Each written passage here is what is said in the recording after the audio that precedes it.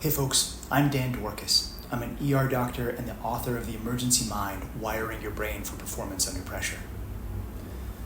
Loneliness, isolation, and burnout are increasingly common among folks working in emergency departments and other frontline providers.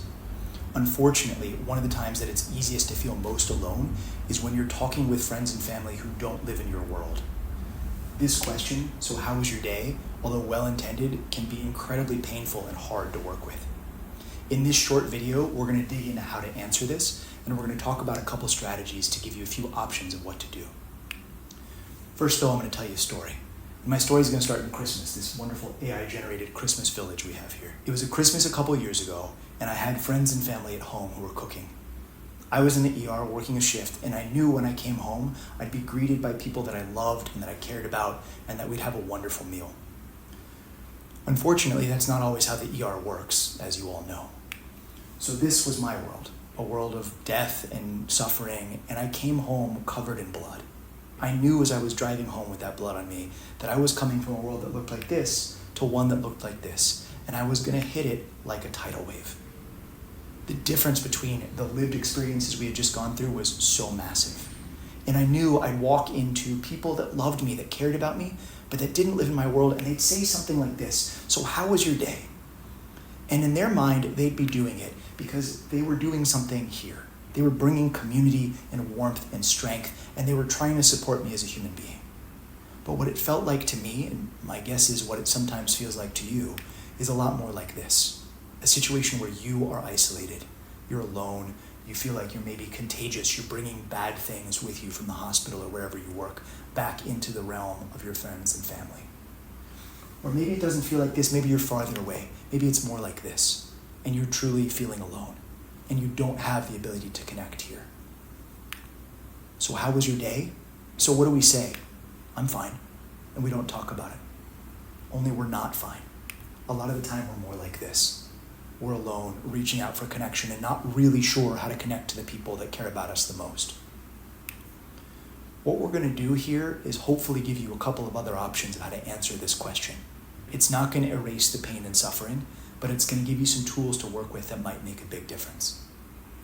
To do that, the metaphor that we're going to use, strangely, is one of baseball, right? So Ted Williams, one of the best hitters ever, and ignoring Ted Williams as a human being for a moment, just thinking about his batting, what we know is that he had one of the highest batting averages. But when you look at his batter's box, how he's able to hit, and you drill into it, what you find is that it's not all the same. So he had a part in the lower corner where even he wasn't very good at hitting. Even he couldn't do it. He also had a part in the center where he was able to work absolute magic, where things went great for him. And then he had the rest. And he was good, but not perfect at this. He wasn't bad and he wasn't amazing. So when we take this question, so how was your day? What we're going to do is break it into 3 moments. The times when things are wonderful at work, the times when things are average at work, and the times when things are truly bad at work. We're going to come up with a couple things we can say in each of those cases, and it's going to give us an opportunity to answer that "so how was your day" question in a way that hopefully brings some truth to it, connects with our friends and family, and at the very least doesn't pour gas on the fire and push them farther away. Let's jump in. We'll start with the hardest ones first, because why not, right? What do you do when it's a truly horrific day at work? You come home covered in blood, maybe somebody died, maybe your team failed where you didn't live up to what you think you could do. And somebody asks, so how was your day? How do you answer that? One of the things that we found that works is by confronting that head on. Instead of saying, I'm fine, or not talking about it, or yelling, or something like that, you say some version of this. It was a hard day, and I'm still too hot. Can we cool down a little bit before I talk? You're not pretending things are fine, and you're also not fully engaging. You're putting a stake in the ground and saying, right now I'm feeling it, and I'm not there yet. Can we wait a little bit longer? You might look at this, by the way, and say, hot's the wrong word for you. That's fine, that doesn't matter. Pick something that feels natural to you. I'm too burnt, I'm too spun up, I'm too chaotic, I'm too still in it. I need to cool down first before I talk. One of the corollaries to this, by the way, is that you have to find areas where you're likely to get in trouble. What are your high-risk zones, right? These are things that you do at work or on shift, and you come home from that, and you know you're likely going to be too hot to talk about it. For me, one of these is night shifts. I know when I come home from a night shift, I'm not going to feel like a real human being. My brain is going to play tricks on me. I'm just not going to be as smart or as normal as I usually am. In those moments, I try really hard to not get involved in deep conversations. I'm way more likely to say things like, you know what, I just got back from a night shift, I'm not thinking correctly. Can we wait a little bit to try to parse this out later? If you're able to find these high-risk zones and identify them ahead of time, you can work with your friends and family to set up some bumpers around you. You might say, for example, hey, when I come back from night shifts, it's really hard for me to have a normal conversation. Can we try pretty hard to avoid having that conversation right then? If they don't know, they can't help you. So again, when things are bad, instead of saying, I'm fine, try to be honest about it. I'm too hot, I'm too spun up. Can we wait a little bit and cool off? But what about the opposite of that? What about when things are really good at work?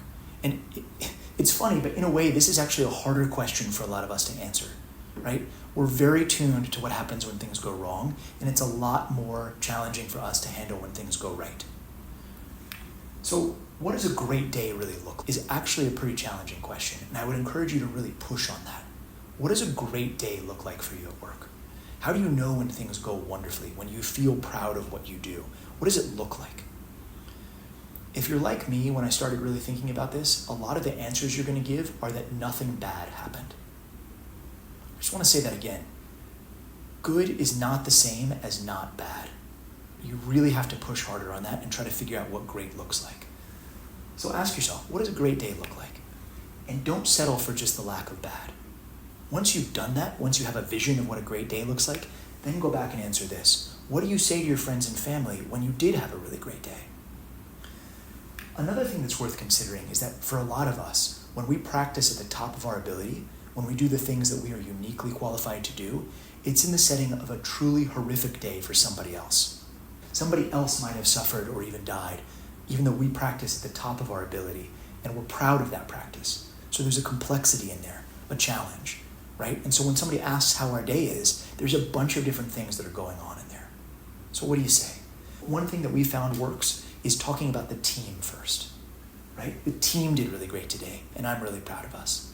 That takes it a little bit away from you and brings it a little bit out to the rest of the community. The team did great today, and I'm really proud of us. If you want to hear more, if they want to push more and say, why, what happened about it? No problem, keep pushing. Just set it up a little bit. It's really an intense story. Is it okay if I share it with you? What you're doing there is creating a bridge and warning them, hey, there's some hard parts to this story, even though it's a great day, right? Is it all right if we really dig into it? And what about this? What about the average days, whatever that is, right? They're not terrible, they're not amazing, they're just the run of the mill. In the ER, that usually means that things are really complicated, right? Somebody vomited on your shoe, but you also helped a kid feel better. There's all sorts of stuff going on, and it's usually really complex. So it's hard to capture this in one thing. So how was your day? That's a really big question. There are moments that were awesome and moments that were terrible. What do you do with it? Something we found works is being honest about the complication. My day was solid and complicated. One really cool thing that happened was this, and then you jump into that. You're not trying to bring them into everything. You're not trying to encapsulate everything that happened. You're not trying to boil a complicated thing down into a simple answer. You're being honest. It's complicated. But there was a cool thing that happened, or there's a thing I'm proud of, or there's a hard thing, or a thing I'm confused about. Whatever it is, you're giving them a way into your world that's not everything, but it's something. By the way, when you're hearing this, when you're asking these questions, especially in a normal day, you might also try this. Thank you for asking. Sometimes that's all you can say. All you can say is, you know what, it's complicated, but thank you for asking. And if you can do this, you can let them know that you hear them and you feel their love. And sometimes that's all it takes to keep that relationship going and keep things working, even if you're not really able to talk about it right then. How was your day? It's hard. It's complicated. What we do is really challenging. And answering this is far from easy. My advice, split it into parts. Take one thing that I said about each of these things, or maybe something you do differently already, and try it. In fact, go tell your family and friends that this is what you're going to try. Maybe even show them this picture. Sit down and say, look, this is a hard question to answer. I don't want to pour gas on the fire. What I want to do is answer you in a way that feels okay to me. So here's what I'm going to try. I'm going to say something that sounds like this. Let's give it a shot. Let's experiment. I'm going to end by saying two things. One, sometimes we really do feel like this. Sometimes we can handle it, and sometimes we need help. There is no shame in getting help when you need it. The world needs you in it doing what you're set out to do. If you need help, go get it. Second, storytelling.